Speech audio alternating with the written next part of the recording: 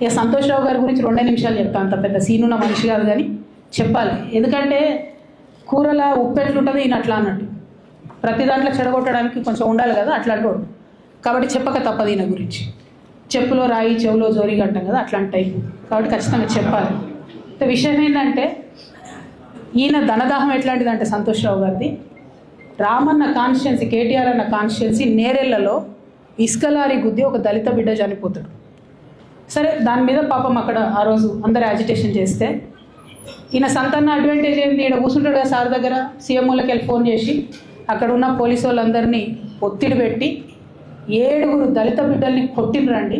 3-4 సార్లు 3rd degree వేస్తే ఇలా 7 కుటుంబాలు కూడా వాళ్ళు ఎందుకు కూడా ఏ పని చేసుకోలేనటువంటి పరిస్థితులలో ఆ దళిత బిడ్డలు ఉన్నారు.